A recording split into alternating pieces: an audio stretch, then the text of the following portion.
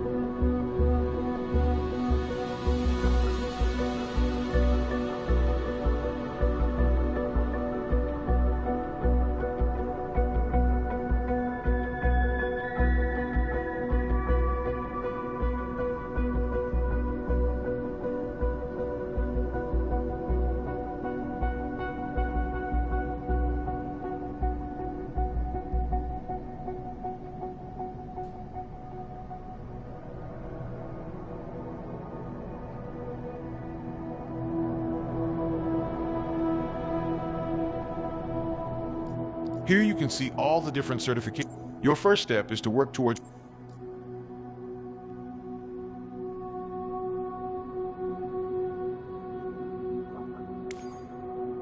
You can take the private pilot license exam immediately or perform some training flights to learn more about the...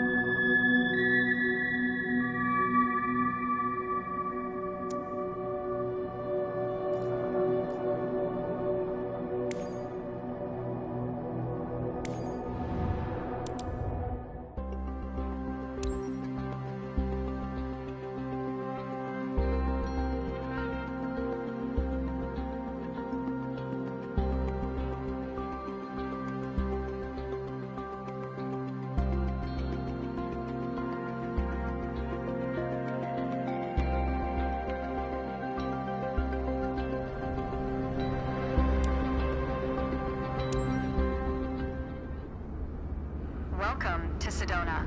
I'm Captain Jess Molina, and I'll be your instructor.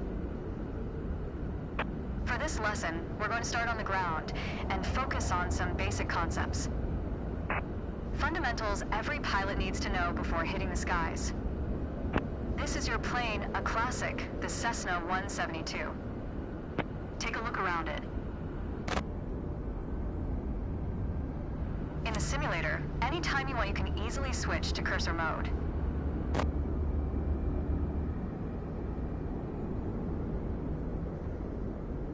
The cursor is handy for interacting with menus and cockpit controls or instruments. As you can see, activating the cursor also displays the toolbar at the top of the screen. The toolbar is a quick access menu that allows you to control various aspects of the simulation. Try to find and open the controls panel.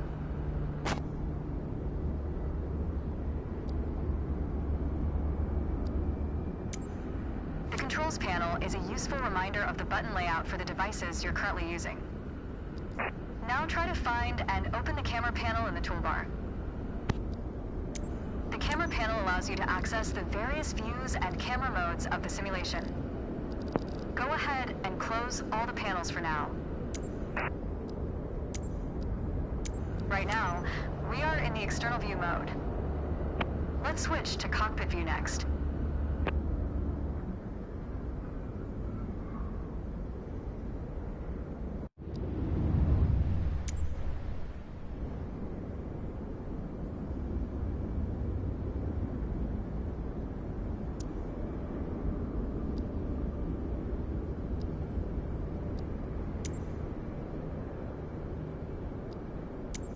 In front of you is the yoke, the primary means of controlling the aircraft. In the simulation, you will be controlling the aircraft with your peripherals of choice. So, let's hide the yoke for now.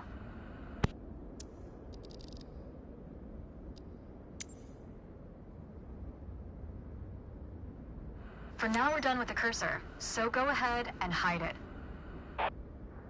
Alright, as we've seen, when you want to look around you, it's easy to rotate the camera. But you can also move it freely in the cockpit to get a better view of anything you want to see. Even through a window to look outside.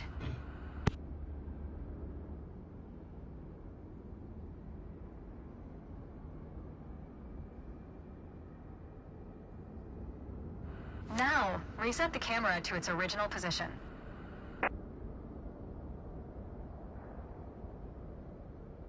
Alright, that covers all the main camera functions available in the simulation. Try to familiarize yourself with them a bit more, then reset the camera to its original position whenever you're done.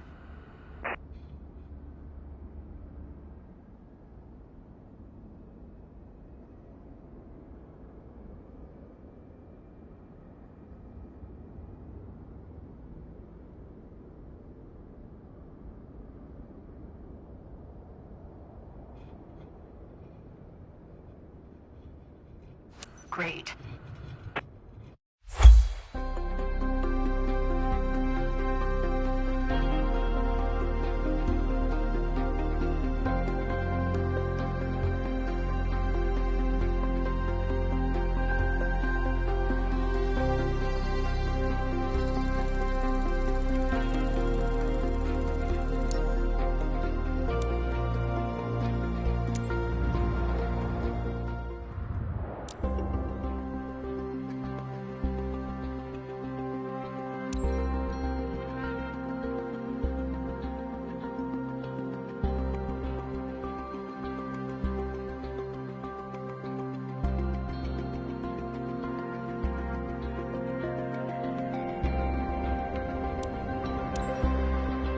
Let's get you familiar with the aircraft, a Cessna 172, and a few commands to navigate it through the skies. In front of you is the yoke. The yoke is like a steering wheel, more or less. Turn it left or right to control the ailerons and bank the aircraft into turns. Look at the trailing edge of the wings while turning the yoke to see the effect on the ailerons.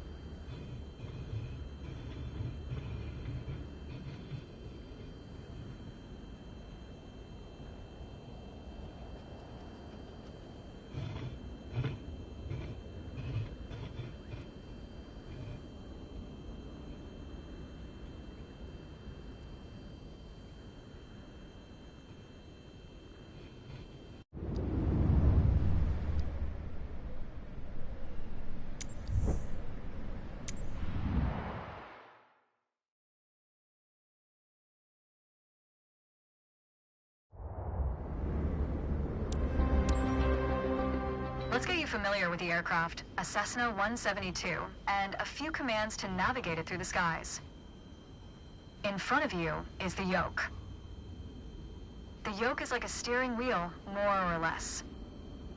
Turn it left or right to control the ailerons and bank the aircraft into turns. Look at the trailing edge of the wings while turning the yoke to see the effect on the ailerons.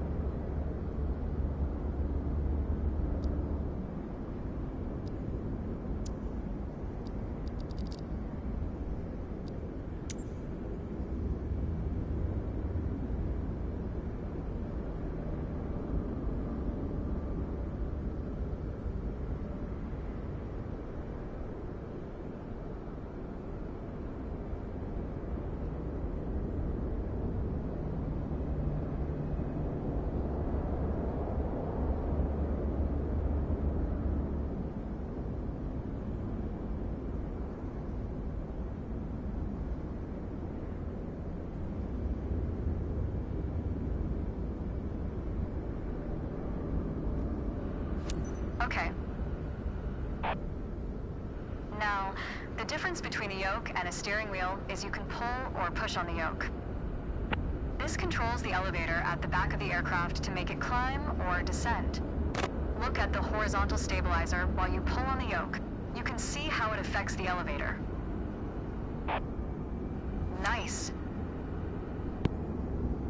Down at your feet are the rudder pedals. They steer the aircraft when you're on the ground. The upper part of the pedals also control your brakes. In the air, they control the rudder at the end of the vertical stabilizer to yaw the aircraft. This is mostly for small corrections, for coordinating turns or compensating for a plane's tendency to pull left during takeoffs and climbs. Look at the vertical tail while operating the pedals to see the effect on the rudder.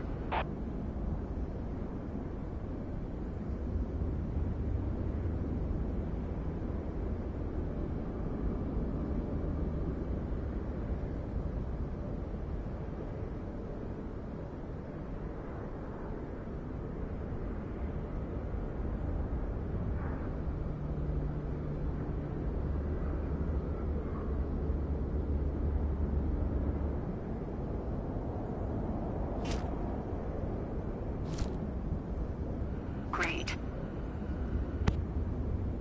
Last but not least, the throttle is located near the center of the cockpit. Pushing forward will increase power, pulling back will decrease power. First, look at the throttle and select it.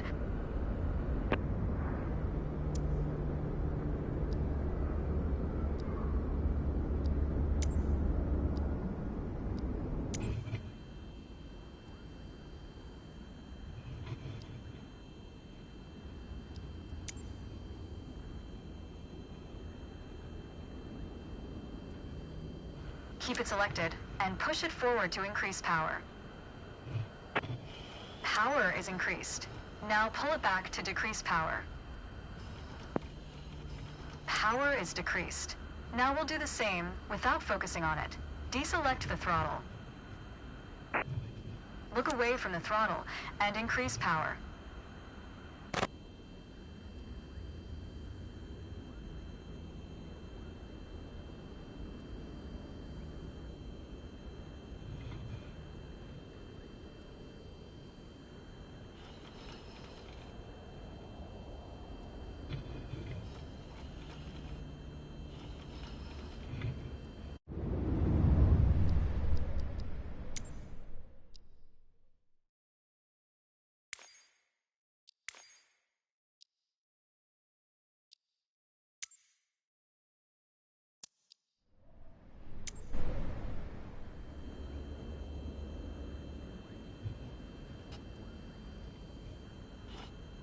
Set your throttle to idle.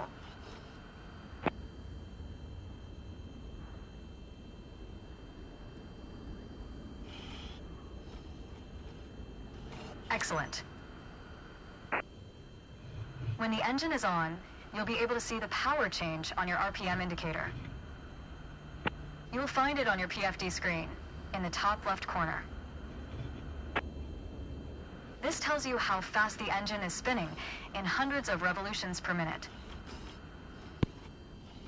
Next, take a look at your current speed on the airspeed indicator. It's on the left on your PFD screen. It measures the speed in knots. To check your altitude, look to the altimeter. It's on the right on your PFD screen.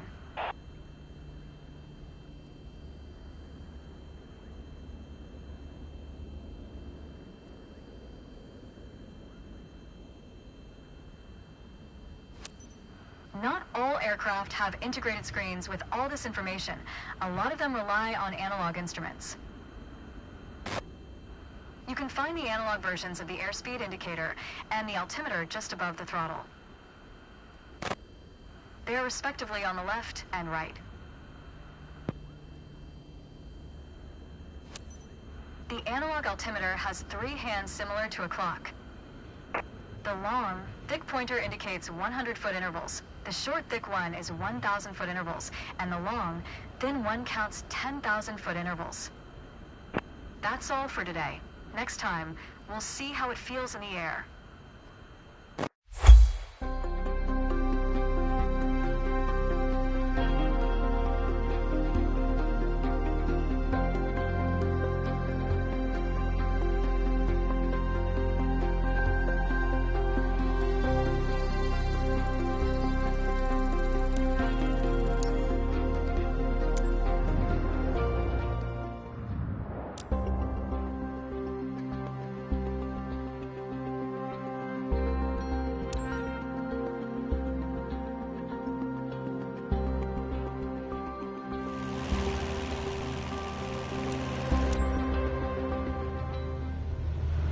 help demonstrate pitch, I've drawn 3 lines on the windshield. Notice how the middle line matches the horizon while we're flying level.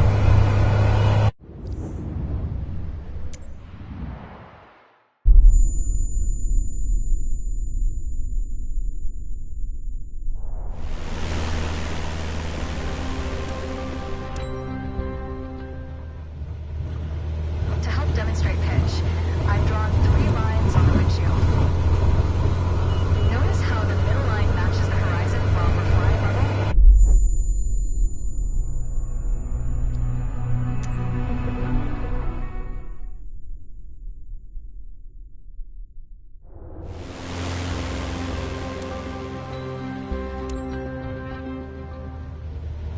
To help demonstrate pitch, I've drawn 3 lines on the windshield. Note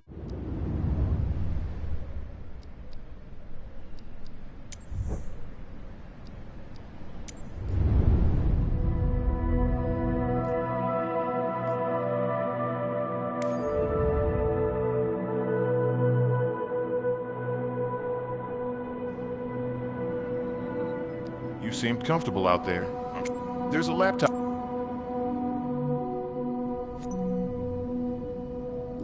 Here you can see all the different... Your first... You can take the private pilot license exam immediately.